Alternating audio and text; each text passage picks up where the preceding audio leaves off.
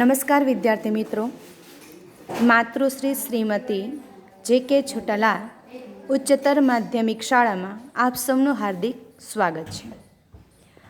વિદ્યાર્થી મિત્રો, અગાઉના વિડીયોની અંદર આપણે લેખન વિભાગની અંદર ગદ્ય સંક્ષેપીકરણ વિશે અગત્યની સૂચનાઓનો વિડીયો નિહાળ્યો અને તમે સૌએ નોટબુકની અંદર અગત્યની સૂચનાઓની નોંધ કરી હશે. તો આજે આપણે ગદ્ય સંક્ષેપીકરણ કેવી રીતે કરશું, તો પેરેગ્રાફ હોય એ પેરેગ્રાફનું એક આદર્શ વાંચન કરવાનું છે. તો આપણે હવે ગદ્ય સંક્ષેપીકરણ માટે પેરેગ્રાફને નિહાળીશું, જોશું અને નોંધ કરીશું.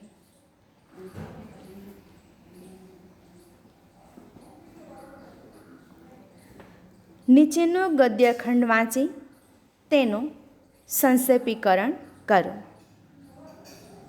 ગાંધીજીએ આફ્રિકામાં જે અપમાન અનુભવ્યું તેનો સાત્વિક રીતે સામનો કરવાની રીતની શોધમાંથી સત્યાગ્રહના આંદોલનનો જન્મ થયો છે. તેમાં અપમાન કરનારનું, ખરાબ શાસન કરનારનું, શાસકનું અથવા રાજ્યકર્તાઓનું, શોષણખોરોનું વગેરેનું કોઈ રીતે બુરું થાય તેવા પ્રયત્નો કરવાનો નહીં, પરંતુ તેમનામાં સદ્બુદ્ધિ જન્મે, તેમને તેમના કામો અને અવિચારીનું ભાન થાય. અવિચારી એટલે કે વિચાર વગરનું ભાન થાય તેવા પ્રયત્નો કરવાનો સ્પષ્ટ ઉદ્દેશ છે. આ કારણે સત્યાગ્રહ કરનાર કોઈ પણ જાતની હિંસા નહીં થવા પામે એ વિશે ખબરદાર હોવો જોઈએ. જ્યારે પ્રજાને સત્યાગ્રહના આંદોલન માટે દોરવણી અને માર્ગદર્શન આપવાનું હોય ત્યારે આંદોલન દરમિયાન સત્યાગ્રહ કરનાર તરફથી અથવા તો સત્યાગ્રહમાં સામેલ થયેલ સામાન્ય પ્રજાને પક્ષે કોઈ પણ હિંસા થાય તે ચલાવી શકાય નહીં. સત્યાગ્રહ સાધન છે, પણ અહિંસા તો સાધ્ય છે. અહિંસાનું બીજું નામ છે પ્રેમ. વિદ્યાર્થી મિત્રો, આ આપણે પેરેગ્રાફનું આદર્શ એક વાંચન કર્યું છે. હવે અગાઉ જે સૂચનાઓ આપણે આગળના વિડીયોમાં આપી હતી કે પેરેગ્રાફને એક કરતાં વધારે વખત વાંચવું અને જ્યારે આપણે વાંચીએ છીએ ત્યારે વારંવાર પુનરાવર્તન થયેલા શબ્દો, એકસરખા શબ્દો એને આપણે બાદ કરવાના હોય છે. અલંકારો, ક્રિયા વિશેષણો, વિશેષણ આ બધાને આપણે દૂર કરીએ છીએ. એ બાબતની પણ આપણે આગળના વિડીયોની અંદર સૂચનાઓ અને એ બાબતે ચર્ચાઓ કરેલી છે. તો હવે આપણે સંક્ષેપીકરણ કેવી રીતે કરશું, વાક્યમાંથી મુદ્દાને કેવી રીતે તારવશું, તો એ હવે આપણે બીજી સ્લાઇડની અંદર જોશું. તો બીજી સ્લાઇડની અંદર આપણે જે વાક્ય છે મેં અહીંયા મૂક્યા છે. ગાંધીજીએ આફ્રિકામાં જે અપમાન અનુભવ્યું તેનો સાત્વિક રીતે સામનો કરવાની રીતની શોધમાંથી સત્યાગ્રહના આંદોલનનો જન્મ થયો છે. હવે આ જે ત્રીજી જે સ્લાઇડ છે એની અંદર ઉપરની જે બે લીટી છે એ આપણે પેરેગ્રાફમાંથી આદર્શ વાંચન કર્યું છે. હવે એમાંથી આપણને અગત્યના જે મુદ્દાઓ લાગે છે એ તારવવાના છે. તો નીચે જે બ્લુ અક્ષરથી લખેલું છે એ આપણે ફરી વખતથી વાંચશું.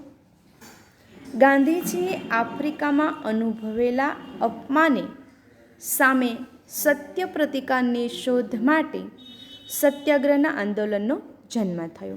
આપણે અગત્યના મુદ્દાઓ તારવા છે. હવે પછીની સ્લાઇડ છે એમાં આપણે જોશું. ગાંધીજીએ આફ્રિકામાં જે અપમાન અનુભવ્યું તેનો સાત્વિક રીતે સામનો કરવાની રીતની શોધમાંથી સત્યાગ્રહના આંદોલનનો જન્મ થયો છે. આ ફરી વખત આપણે વાંચન કર્યું છે. હવે એમાંથી પણ આપણે પાછા તારવશું અગત્યના મુદ્દાઓ, અર્થો છે તે. ટૂંકું જે સંક્ષેપીકરણ કહે છે, જેને આપણે ટૂંકસાર કહીએ છીએ, તે હવેની લીટીમાં છે. ગાંધીજીએ આફ્રિકામાં અનુભવેલા અપમાને સામે સત્ય પ્રતિકારની શોધ માટે સત્યાગ્રહના આંદોલનનો જન્મ થયો છે. જે આપણે આગળના વિડીયોની અંદર એમ લખ્યું હતું કે શબ્દ સમૂહ માટે એક શબ્દનો ઉપયોગ કરવો, તો અહીંયા આપણે આવી રીતે શબ્દ સમૂહનો ઉપયોગ કર્યો છે, જે લાલ લીટી દર્શાવે છે શબ્દ સમૂહ માટેનો એક શબ્દ, જેને આપણે ટૂંકસાર કહીએ છીએ. ત્યાર પછીનું વાક્ય છે પેરેગ્રાફનું. તેમાં અપમાન કરનારનું, ખરાબ શાસન કરનારનું, શાસકનું અથવા રાજ્યકર્તાઓનું, શોષણખોરોનું વગેરેનું કોઈ રીતે બુરું થાય તેવા પ્રયત્નો કરવાનો નહીં. આ આપણે પેરેગ્રાફમાંથી વાંચન કરીએ છીએ. હવે અગાઉ સૂચના હતી કે પેન્સિલથી અંડરલાઇન કરવી અગત્યના મુદ્દાઓ, તો એમાં પણ આપણે નીચે બ્લુ અક્ષરથી લખ્યું છે. તો એ જે વાક્ય છે એનું આપણે સંક્ષિપ્ત કરીને ટૂંકસાર કેટલો કર્યો છે તે નીચે છે. તેમાં અન્યાયવાળાનું કોઈ રીતે ખરાબ થાય તેવા પ્રયત્નો કરવાના નહીં.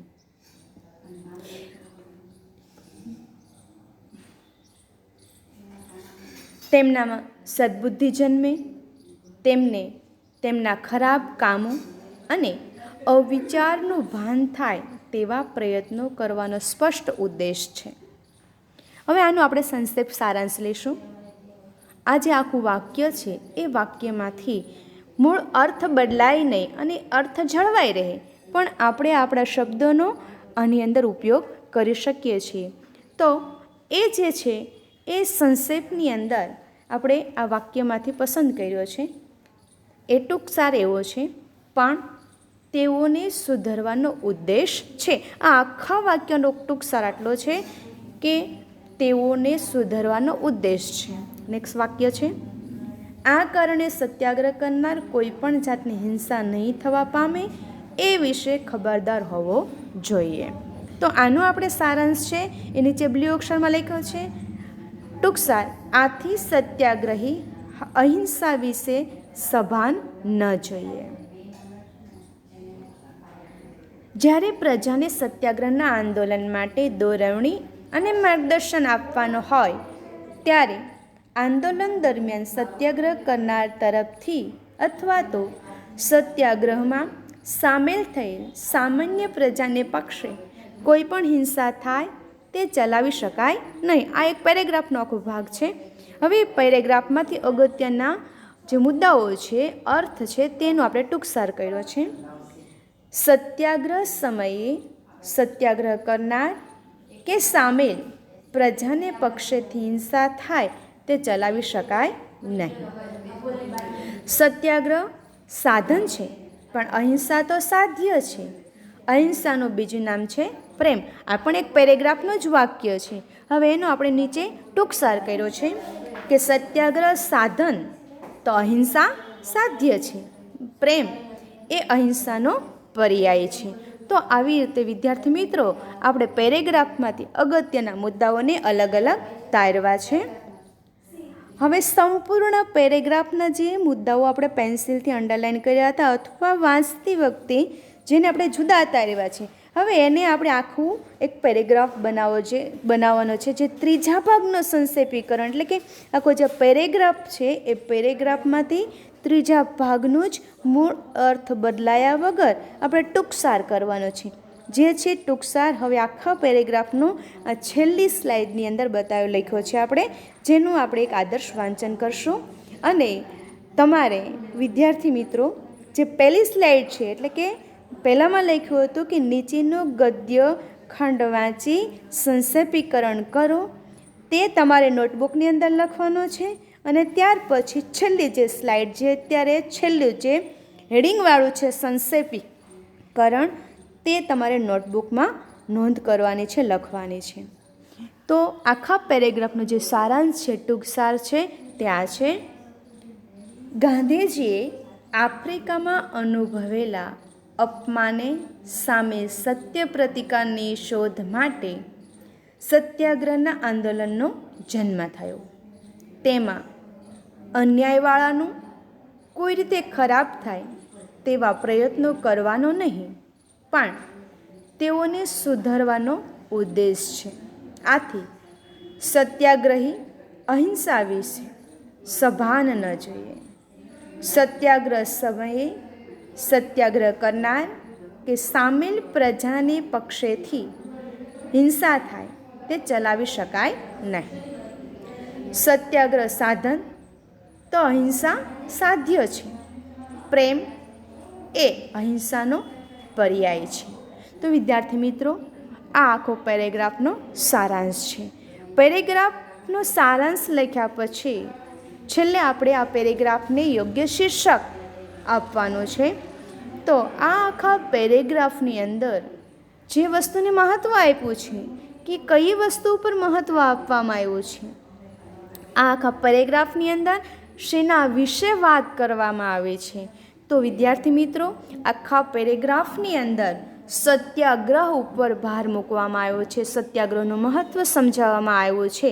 તો આ પેરેગ્રાફનું શીર્ષક છે સત્યાગ્રહ.